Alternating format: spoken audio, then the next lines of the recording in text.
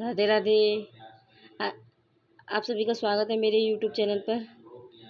आज हम आपके लिए श्री कृष्ण और दाऊ जी की गौचारण लीला लेकर आए हैं। इस गौचारण लीला में हम जानेंगे श्री कृष्ण भगवान ने कैसे गौचारण लीला प्रारंभ करी, किस प्रकार अपने मित्रों के साथ वह गौचारण लीला करने जाते थे। इस बारे में चर्चा करेंगे। ग्रीष्म का महीना था। मध्याह्न का समय। श्री कृष्ण और बलराम गोप बालकों के साथ गौचारण में व्यस्त थे।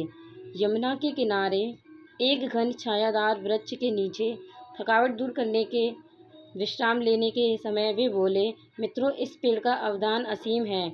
जीवन भर वह दूसरों की सेवा करता रहता है। खुद तूफान, वर्षा, धूप और शीत सहते हुए दूसरों की रक्षा करता है।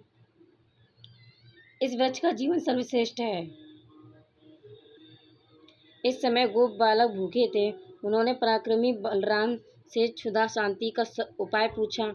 तब गोपाल बालकों से कृष्ण ने कहा, दोस्तों, यहाँ से थोड़ी दूरी पर यज्ञ हो रहा है। ब्राह्मण स्वर्ग प्राप्ति के लिए यज्ञ कर रहे हैं। वहाँ जाकर मेरा नाम लेकर कुछ खाने की चीज़ें मांग के ले आओ। भगवान का रहस्य विचित्र है। उनकी प्रत्येक लीला में रहस्य छुपा हुआ है। वास्तव में गोपालों ने देखा कि ब्राह्मण अंगिरस नामक एक यज्ञ कर रहे थे।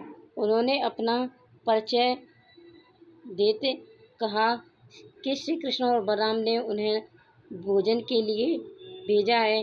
वे दोनों गाय चराकर थककर विश्राम कर रहे हैं। त्रिजगण, आप तो धर्म का महत्व जानते हैं, अतः आप उनके लिए थोड़ा अन्न दीजिए। परंतु वेद विद्वान ब्राह्मणों ने उनकी एक न सुनी, वरन उनका अपमान किया। उन्हें मालूम नहीं पड़ा कि परब्रह्म श्री कृष्ण खुद गोपाल बालकों के रूप में भोजन मांग रहे हैं। वे वापस जाकर भगवान को सारी बातें बता दी। उन्होंने कहा कि कर्म में निराश होना पड़ता है। भगवान ने कहा, कर्म में निराश होना पड़ता है। चिंता की कोई बात नहीं, दुखी मत हो। दुख से शरीर क्षय से क्रोध, क्रोध से अहंकार की सृष्टि होती है और अहंकार से ही पतन होता है। परिश्रम से सफलता मिलती है। अब तुम सब ब्राह्मणी के पास जाकर खाना मांगो। श्री कृष्ण की बात मानकर वे ब्राह्मणियों के पास पहुँचे। बोले, कृष्ण बलराम भूखे हैं, उनके लिए भोजन चाहिए। ब्राह्मण पत्नियां सात्विक भाव संपन्न थीं। वे कृष्ण बलराम की मनोरम लीला सुनी थीं, इसलिए तुरंत स्वादिष्ट भोजन लेकर उनको खिलाने निकल पड़ी। ब्राह्मणों ने उन्हें मना करने के बावजूद वे भावविह्वल होकर भगवान कृष्ण बलराम के पास पहुंच गईं। श्री कृष्ण बोले, हे ब्राह्मणी देवियां, मैं तुम लोगों का स्वागत करता हूँ। तुम्हारी श्रद्धा और भक्ति से मैं अति प्रसन्न हूँ। परंतु तुम सब मेरी बात मानकर शीघ्र यज्ञशाला में चले जाओ। ब्राह्मण पत्नियां बोली, आपका उपदेश अत्यंत कठोर है। हम आपके चरणों पर समर्पित हैं। हम घर लौट नहीं सकती, वहाँ फिर हमारा अपमान होगा। श्री कृष्ण बोले, हे देवियों, कुछ नहीं होगा, आराम से वापस लौट जाओ। कोई तुम्हारा अपमान नहीं करेगा, वरन सम्मान बढ़ेगा। ब्राह्मण यज्ञ कर रहे थे। उनको मालूम हो गया कि यज्ञ पुरुष ही स्वयं श्री कृष्ण हैं। उनकी आज्ञा का उल्लंघन करना ही अपराध है। उनको मालूम हुआ कि उनकी पत्नियों को श्री कृष्ण का दर्शन मिला है। उन्होंने भगवान को अपने हाथ से भोजन परोसा है। उनका जीवन धन्य है। उनका प्रभु प्रेम धन्य है। उनमें न शिक्षा दीक्षा है, न वेद शास्त्रों का ज्ञान, परंतु उन्हें भगवान का दर्शन मिला। और हम इतने शास्त्रज्ञ होने के बावजूद हमें भगवान का दर्शन दुर्लभ हो गया।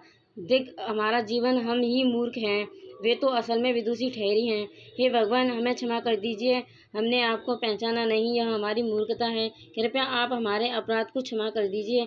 हम अयोग्य हैं, मूर्ख हैं, आप ही हमारे प्रभु हैं।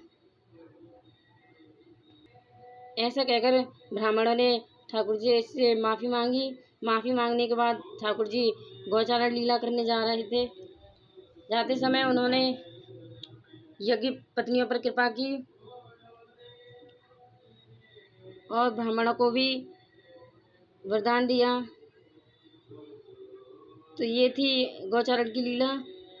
जब ठाकुर जी गौचारण करने जाते हैं तो उन्हें भूख लगती है, तो उन्होंने भोजन मांगा था, तो वो ब्राह्मणों ने नहीं दिया था, ब्राह्मण पत्नियों ने दिया था, क्योंकि उन्हें पता था कि ये परब्रह्म है, इसलिए। तो गौ माता की पूजा इस प्रकार से ठाकुर जी ने लीला की थी। राधे राधे। अगर आपको वीडियो अच्छी लगे तो चैनल को सब्सक्राइब करें, लाइक करें एंड कमेंट करें। प्लीज़ हमें सपोर्ट करें ताकि हमारी वीडियो और आगे बढ़ें। राधे राधे।